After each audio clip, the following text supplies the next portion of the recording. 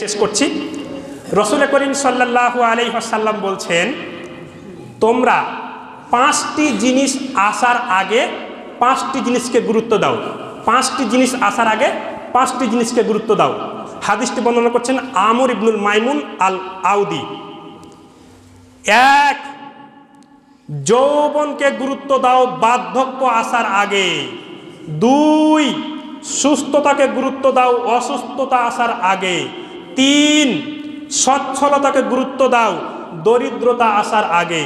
4, অবসরতাকে গুরুত্ব দাও ব্যস্ততা আসার আগে। 5, জীবনকে গুরুত্ব দাও মৃত্যু আসার আগে। খুবই গুরুত্বপূর্ণ কথা, আমি একটু ব্যাখ্যা করে দিচ্ছি।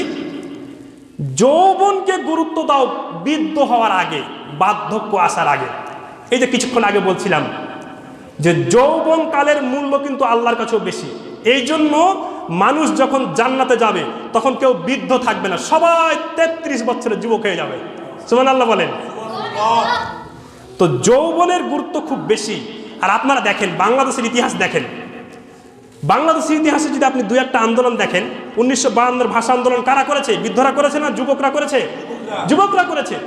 1971 সালের মহান মুক্তিযুদ্ধ কারা করেছে? যুবকরা করেছে। তারপরে সর্বশেষ 2024 সালের সরকার পতনের আন্দোলন কারা করেছে? যুবকরা করেছে। এই জন্য যুবকদের মূল্য আল্লাহর কাছেও বেশি। যুবকদেরকে নিয়ে আল্লাহ রাব্বুল আলামিন একটা সূরা নাজিল করে দিয়েছেন, সূরা কাহাফ। ওই যে 9 জন যুবকের ইমানদীপ্ত কাহিনীকে বর্ণনা করে আল্লাহ রাব্বুল আলামিন একটা সূরা নাজিল করে দিয়েছেন, 18 নম্বর সূরা, সূরা কাহাফ। তাহলে নবী করিম সাল্লাল্লাহু আলাইহি ওয়াসাল্লাম বলছেন যে তোমরা 5টি জিনিস আসার আগে এই 5টি জিনিসকে গুরুত্ব দাও।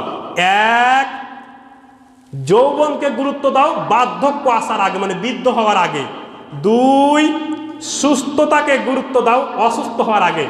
কিয়ামতের মাঠে আল্লাহ বলবেন, বান্দা আমি অসুস্থ ছিলাম আমাকে দেখতে যাওনি, আমি ক্ষুধার্ত ছিলাম আমাকে খেতে দাওনি, আমি পিপাসার্ত ছিলাম আমাকে পানি খেতে দাওনি।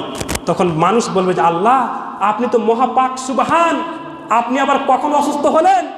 আপনি আবার কখন ক্ষুধার্ত ছিলেন? আপনি কখন পিপাসার্ত ছিলেন? আল্লাহ বলবেন, বান্দা তোমার ওই পাশের প্রতিবেশী ক্ষুধার্ত ছিল, তাকে যদি খাবার খাওয়াতে আমাকেই খাবার খাওয়া হতো। তোমার পাশের ওই ব্যক্তি অসুস্থ ছিল, তুমি যদি তাকে দেখতে যেতে আমাকেই দেখতে যাওয়া হতো। অমুক ব্যক্তি পিপাসার্ত ছিল, তুমি যদি তাকে পানি পান করাতে আমাকেই পানি পান করা হতো। সুবহানাল্লাহ বলেন। এই জন্য নবী সাল্লাল্লাহু আলাইহি ওয়াসাল্লাম 2 নম্বরে বলছেন যে সুস্থতাকে গুরুত্ব দাও অসুস্থতা আসার আগে। 3, সচ্ছলতাকে গুরুত্ব দাও দরিদ্রতা আসার আগে। যে কোনো মুহূর্তে আপনি দরিদ্র হয়ে যেতে পারেন। গত 5ই আগস্টের আগে যারা ছিল কোটিপতি অনেক নেতা নেত্রীরা, তারা আজকে পথের ভিখারির চাইতে নিম্ন পর্যায়ে চলে গিয়েছে। তাহলে দরিদ্র হতে বেশি সময় লাগে না। আপনার হাতে যখনই সময় পেয়েছেন, 10 টাকা মসজিদে এসেছেন 10 টাকা দিয়ে যাবেন, মাহফিলে গিয়েছেন 10 টাকা দিয়ে যাবেন, মানে দরিদ্র হওয়ার আগে উদার হস্তে দান করবেন। আচ্ছা আপনারা একটা প্রশ্ন করি, আল্লাহ আগে মাল চেয়েছে না আগে জান চেয়েছে? হ্যাঁ, আগে কিন্তু মাল চেয়েছে। কারণ আপনি যদি জানই দিয়ে দেন তাহলে আপনার মাল থেকে গেল। তাহলে আগে কি করতে হবে? আগে আল্লাহর রাস্তায় মাল দিতে হবে, পরে জান দিতে হবে। এই জন্য রাসূল সাল্লাল্লাহু আলাইহি ওয়াসাল্লাম বলছেন, 3 নম্বরে বলছেন যে সচ্ছলতাকে মূল্যায়ন করো দরিদ্রতা আসার আগে। আর 4, অবসর সময়কে মূল্যায়ন করো ব্যস্ততা আসার আগে। আপনি কখন কোন কাজে ব্যস্ত হয়ে যাবেন আমরা কেউ জানি না। তাহলে যখনই সময় পাবেন তখনই সুবহানাল্লাহ বলেন, আলহামদুলিল্লাহ বলেন, আল্লাহু আকবার বলেন, একটু কোরআন তেলাওয়াত করেন, একটু হাদিসের অধ্যয়ন করেন। তাহলে আপনি যখনই অবসর থাকবেন তখনই কি করবেন? কোরআন তেলাওয়াত করবেন, হাদিস অধ্যয়ন করবেন, আল্লাহ জিকির আজকার করবেন। আল্লাহ রাব্বুল আলামিন এই প্রসঙ্গে বলছেন যে ওয়ামাই ইয়াসু আন জিকিরির রহমানি নুকাইয়িজ লাহু শাইতানান ফাহুয়া লাহু কারিন। যে ব্যক্তি আল্লাহর স্মরণ করে না, অবসর সময়ে আল্লাহকে স্মরণ করে না, ওই ব্যক্তির পিছনে আল্লাহ রাব্বুল আলামিন শয়তান নিয়োগ করে দেয়। আর ফাহুয়া লাহু কারিন, শয়তান তার সঙ্গে থাকে। সুবহানাল্লাহ বলবেন না? 5, জীবনকে মূল্যায়ন করো মৃত্যু আসার আগে। আবু হুরায়রা রাদিয়াল্লাহু তাআলা আনহু বলছেন, রাসূল সাল্লাল্লাহু আলাইহি ওয়াসাল্লাম আমাকে বললেন, আকসির জিকরা হাজি মিল্লাত জাতি ইয়ানিল মাউতা। হে আবু হুরায়রা, তোমাদের মধ্যে ওই ব্যক্তি সবচেয়ে বুদ্ধিমান যেই ব্যক্তি মৃত্যুকে স্মরণ করে এবং মৃত্যুর প্রস্তুতি গ্রহণ করে। মৃত্যুর প্রস্তুতি গ্রহণ যে করে সে হচ্ছে সবচেয়ে বুদ্ধিমান।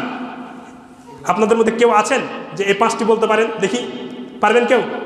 আমি আবার বলে দিচ্ছি, এই 5টি বিষয় আসার আগে এই 5টি বিষয়কে গুরুত্ব দাও। 1, যৌবনকে গুরুত্ব দাও বার্ধক্য আসার আগে। 2, সুস্থতাকে গুরুত্ব দাও অসুস্থতা আসার আগে। 3, সচ্ছলতাকে গুরুত্ব দাও দরিদ্রতা আসার আগে।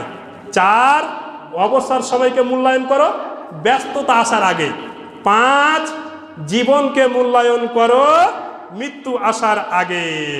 আল্লাহ রাব্বুল আলামিন আমাদের এই 5টি বিষয় গুরুত্ব দেওয়ার তৌফিক দান করে, বলেন আমিন। আল্লাহ রাব্বুল আলামিন আমাদের সবাইকে জান্নাতে দাখিল করেন, বলেন আমিন।